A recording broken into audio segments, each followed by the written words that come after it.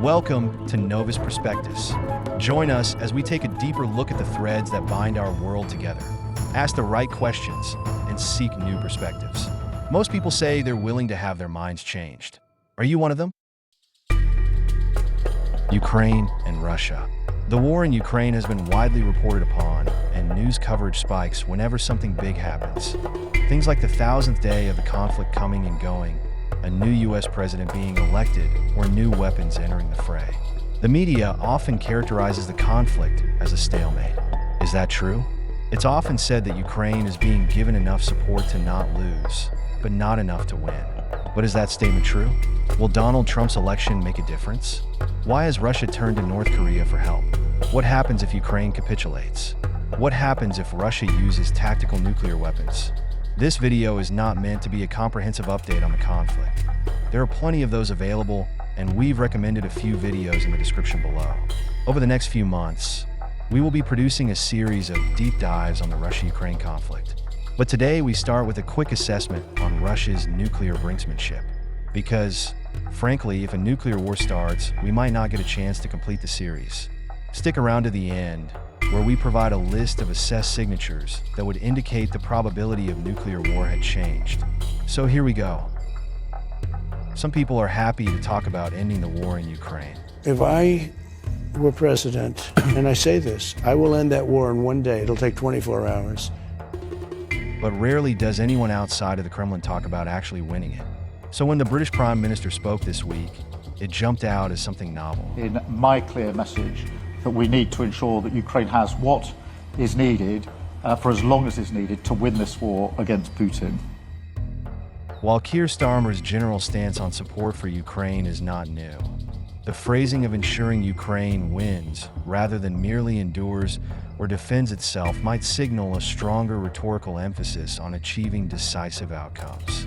This shift could be tied to recent geopolitical developments or domestic and allied pressures to clarify goals. Starmer's language is not the only change we've seen this week. After 1,000 days, the US and UK have granted Ukraine permission to use long-range attack weapons and anti-personnel mines provided by those countries.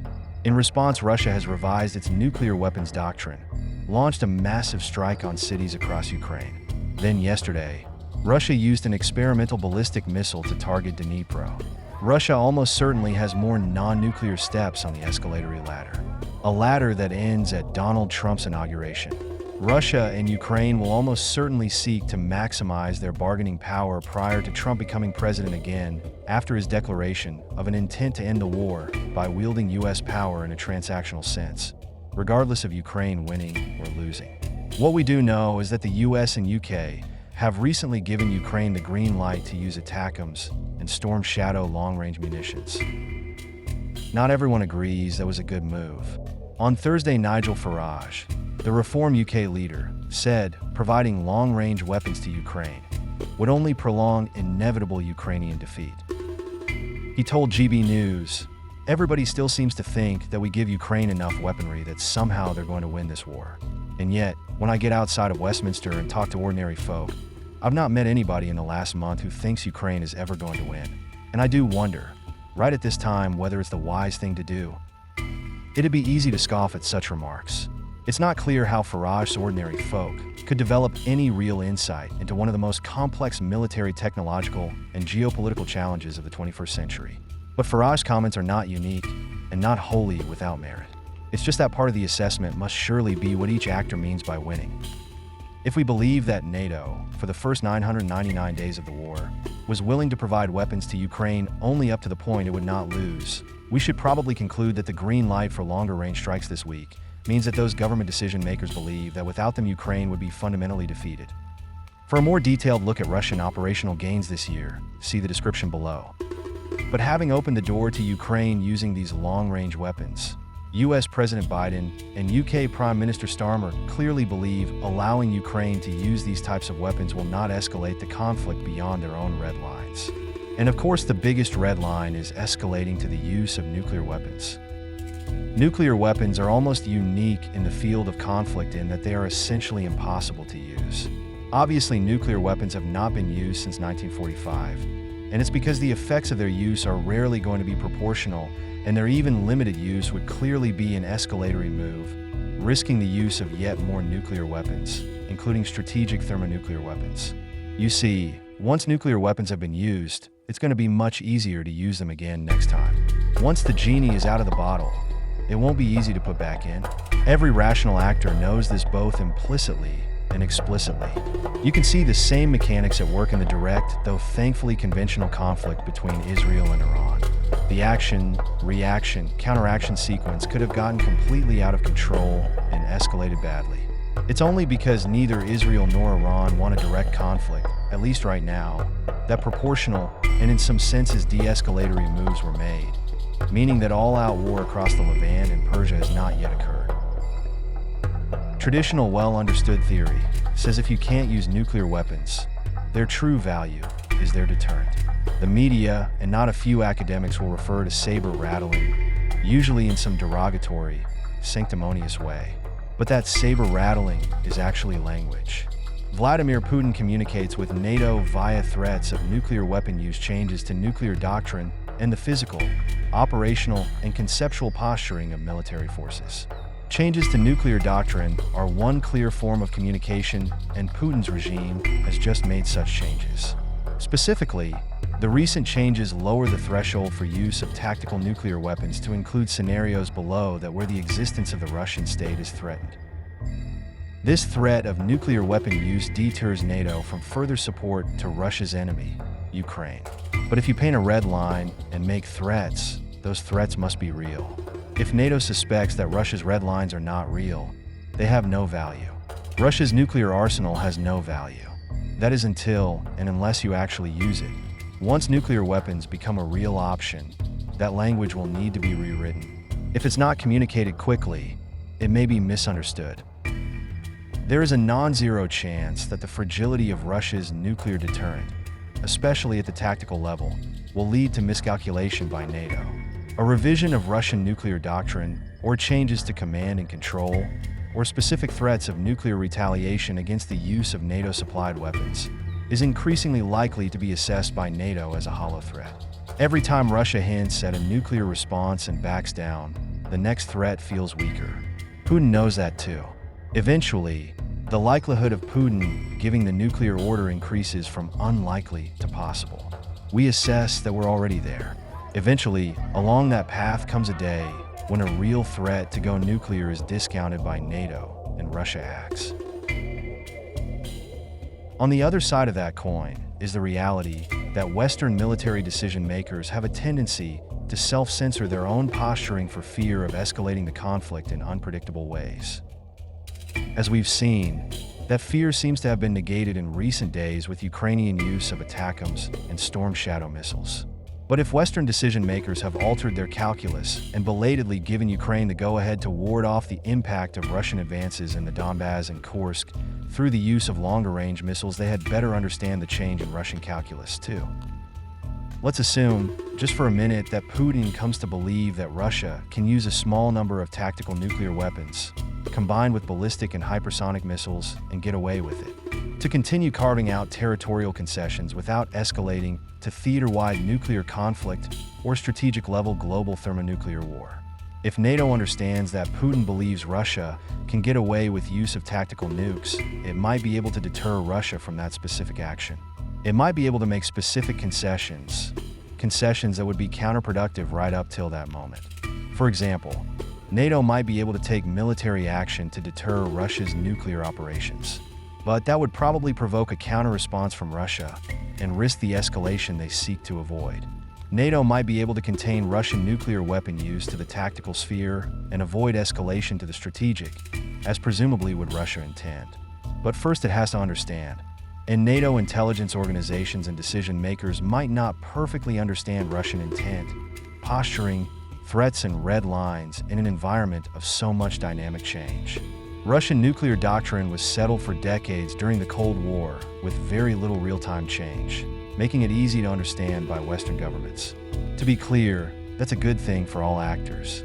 But that nuclear doctrine stability has recently collapsed. It is not too hard to imagine an atmosphere in the Kremlin with the absence of countervailing opinion, And even with a coterie of hard-headed, experienced strategists, where Putin and his senior leaders come to believe the use of tactical nuclear weapons is necessary, and that they could be used in such a way as to secure concessions without escalating wildly out of control. We have high confidence that that is possible. Therefore, the critical question is this: how will we know that Putin has decided nuclear weapons can actually be used? Vladimir Putin is not suicidal. He's not leading a death cult like Islamic State. Putin wants to preside over the return of the Russian Empire. He doesn't want Russia flattened, destroyed, and floundering as a failed state.